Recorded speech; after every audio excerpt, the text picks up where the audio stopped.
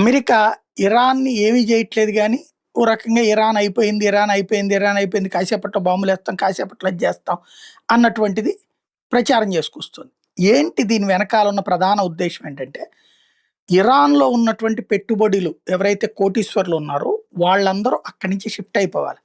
Europe దేశాలకొచ్చేయాలి.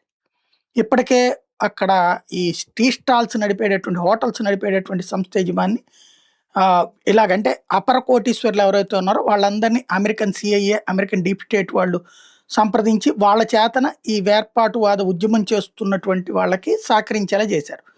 అలాంటి వాళ్ళని కనిపెట్టినటువంటి Iran ఇప్పుడు వాళ్ళలో ఒకతన్ని అరెస్ట్ చేసి అతని దగ్గర ₹1,00,00,000 ఆస్తులు స్వాధీనం చేసుకుందని చెప్పాం గదా! ఇది ఇరాన్ అనుకుంది. మిగతా వాళ్ళని కట్టడి చేయడం అనుకుంది. కానీ వాళ్ళందరూ దేశం విడిచి తమ ఆస్తులతో వెళ్ళిపోవడానికి తగినటువంటి అట్మాస్ఫియర్‌ని అమెరికా కల్పించింది.